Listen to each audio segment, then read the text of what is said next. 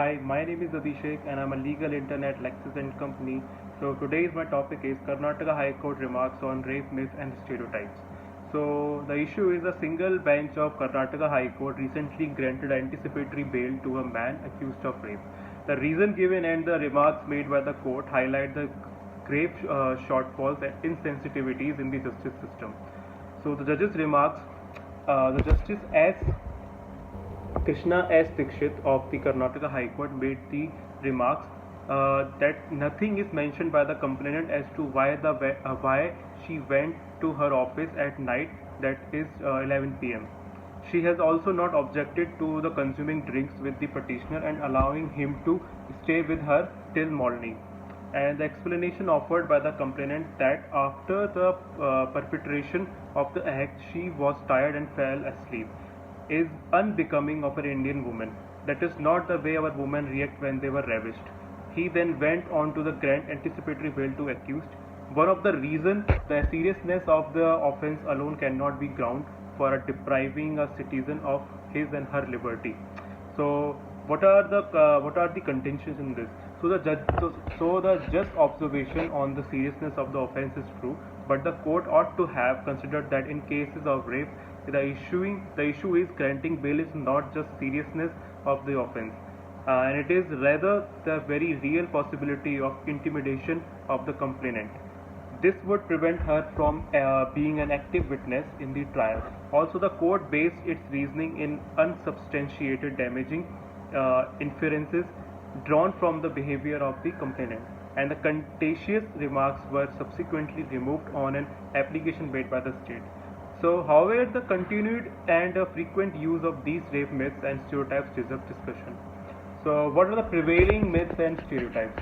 So, rape myths or stereotypes are widely held false and prejudicial notion about rape, the rapist, and the survivors of the rape. The underlying assumption here is that a genuine victim or survivor of rape can be recognized by some common patterns of behavior they exhibit. To begin with, they are expected not to put themselves in situations which it is believed might lead to rape. These are the situations that includes anything that is seen as a social taboo for women.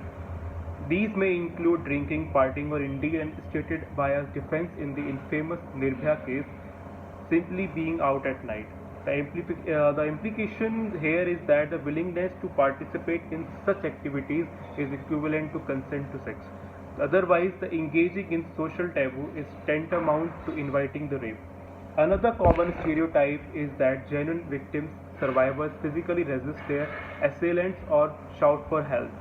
In the case of Mahmood Farooqi versus NCT of Delhi 2017, the Delhi High Court had held that the complainant's feeble no, even when spoken, would not be sufficient evidence of lack of consent.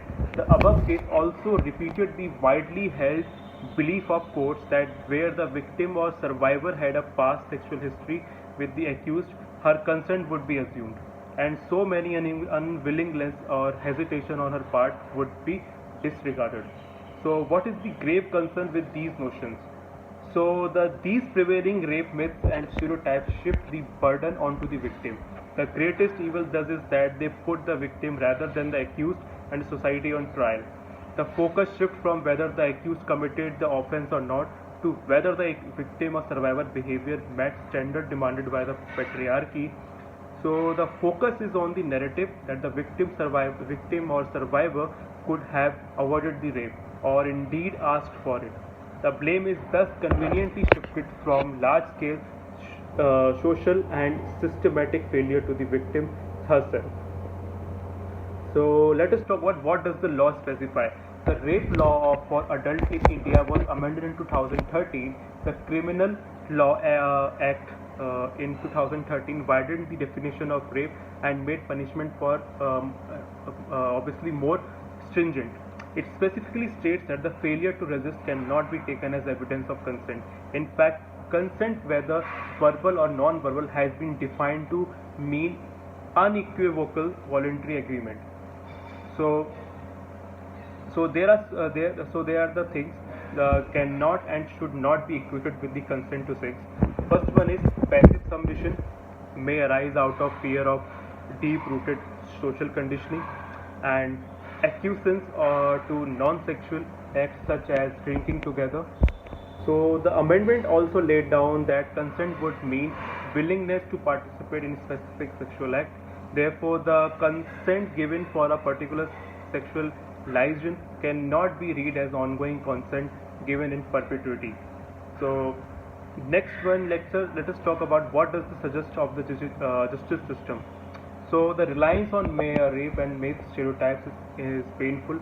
Commonly, Indian criminal system and rape myths and stereotypes reflect deeply entrenched patriarchal biases on those in India's criminal justice system and the society at large. Those tasked with implementing the legislation continue to put the victim on trial. This defeats the very purpose of the making the legislation progressive or victim centric. When used in judgment, they become a permanent part of the legal record. As precedent, they create a chilling effect for all the future victims of rape. This makes the criminal justice system even more unapproachable than it is. So let us talk about the way forward from this. It is impossible and unjust to have a universal script against individual victim is assessed. Each person and each circumstances cases of rape is distinct. India has abysmally low rates of reporting for sexual offences and even lower rates of conviction. Given this, the continued reliance on such stereotypes is worrying. Expecting the survivor of rape to come forward knowing that they would be doubted every step of the way is highly unfair. The present case calls for urgent and renewed efforts towards the sensitization. The need of the hour is to make sensitivity in handling sexual offences part of India's judicial structure. That's it. Thank you.